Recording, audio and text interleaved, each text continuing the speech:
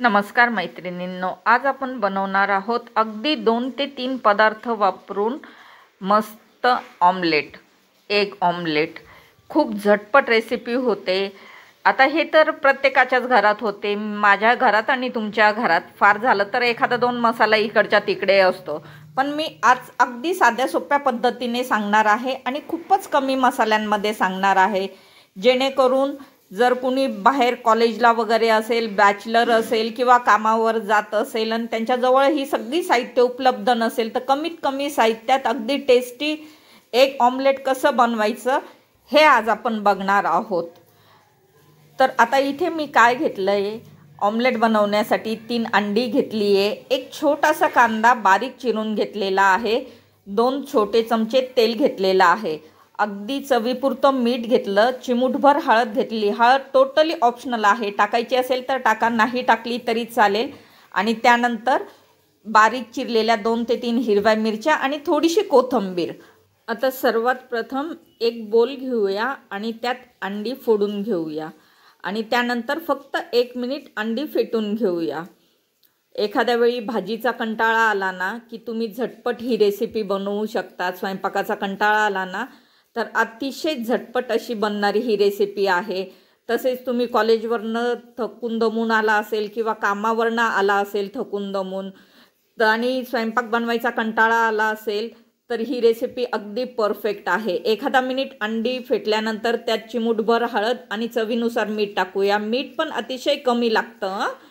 त्यानंतर कांदा टाकूया, मिरची आणि कोथिंबीर टाकून घेऊ आणि पुन्हा 1 मिनिट फेटून घेऊ। म्हणजे आपण आता साधारण किती फक्त 2 मिनिटं अंडं फेटून घ्यायचं। मसाले टाकल्याच्या आधी 1 मिनिट आणि मसाले टाकल्यानंतर 1 मिनिट।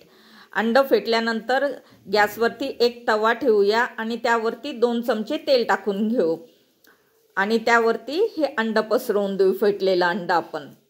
गॅस ह्यावेळी लो मीडियम ठेवायचा, खूप जास्त मोठा करायचा नाही कारण अंडं अतिशय झटपट होतं। एखादा मिनिट एका साईडने परतवून घेतलं की आपण दुसऱ्या साईडने ह्याला पलटी मारून घेऊ। तुम्ही म्हणाल आजच्या रेसिपीमध्ये नवीन असं काय आहे, आमच्या प्रत्येकाच्याच घरात हे बनतं, पण आज माझ्या घरात बनलं म्हणून मी ही रेसिपी तुमच्याबरोबर शेअर केली। यात असं नवीन काहीच नाही आहे, पण असं वाटलं की बनवावं, हा व्हिडिओ टाकून द्यावं।